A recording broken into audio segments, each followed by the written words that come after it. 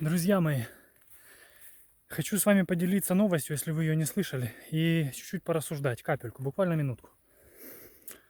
Я вот катаюсь сейчас за городом. Видите, как у нас красиво, прекрасно. Коровки пасутся мирно. А русским фашистам, понимаете, какая штука? Им это не дает покоя. Им не дает покоя, что Украина живет хорошо, спокойно, мирно, что тут пасутся коровки, что тут развивается инфраструктура. Я вчера ездил в один населенный пункт, тут недалеко от деревушка. Там прокладывают газ. Война, а газ прокладывают. Но поговорить я хотел не об этом. Поговорить я хотел о том, что на Запорожскую атомную электростанцию предпринялась попытка обстрела, в принципе удачная, со стороны российско-фашистских захватчиков. Я, наверное, присяду, потому что под горку идти и говорить будет неудобно. В общем, да. И если вы следите за видосами, если вы там подписчик канала, то вы, наверное, знаете, что я с самого начала был уверен в том, еще давным-давно был уверен в том, что в конце концов будет и война это выльется в ядерный, некий кризис, в ядерную атаку, в ядерные удары, называйте как хотите. Но закончится все это трагически. Я сейчас закончил книгу, еще одну как раз, о последствиях и о выживании в ядерном апокалипсисе, собственно, в России. Это художественная литература, фантастика, можно сказать. Но только она очень реалистичная. Так вот, что интересно. Там все у меня начинается как раз с того, что в Украине бьют по одной из ядерных станций. И сейчас это происходит. Что-то вообще стрёмно. И понимаете, если я ее буквально выложу через пару дней, несколько человек уже читают, я момент с атомной станцией написал еще в марте. Сами понимаете. То есть, он написан не сейчас, книжка уже читается. И, я просто смотрю, понимаете, за ходом событий, и пока что все развивается так, как я себе это представлял в голове. И примерно так, как я описывал и в первой книге, и вот как описал. И если будет происходить дальше, как я описал во второй, то это вообще будет катастрофа. То есть вторая, это конкретно, она описывает не будущее, скажем так, недалекое будущее. В рамках 1 года.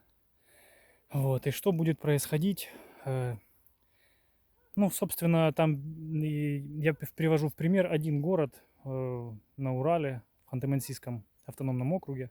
Вот, и как там народ будет жить. Скажем так. То есть со всеми последствиями. Вот.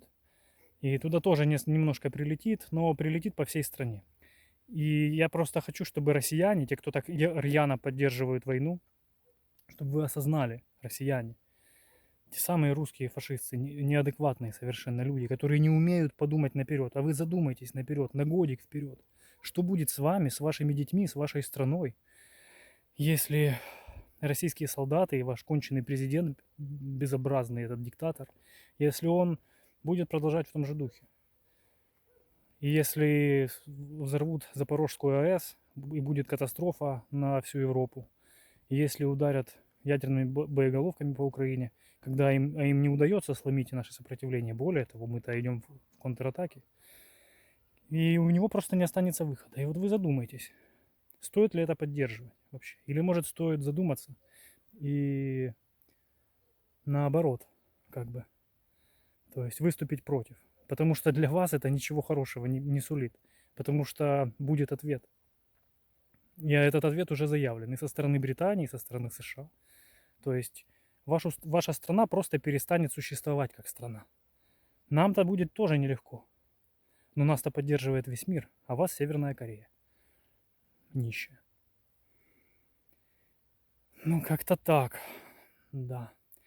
И я даже, честно говоря, даже не хочу обсуждать вот эти высеры, что это Мы в очередной раз, это мы сами себя бомбим, да, мы бомбим свои атомные станции, да, ну, то есть, ну, я даже не хочу это обсуждать. Это такая чушь, ересь.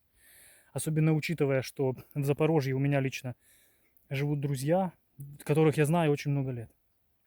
Ну, то есть, и все совершенно очевидно. Все люди, у людей есть глаза, есть мобильные телефоны. Все снимают на телефоны и прекрасно видят. То есть вот эти вот высеры, они просто, их даже не стоит обсуждать или опровергать, потому что опровергать бред, ну как бы, ну это же бред. Зачем его опровергать?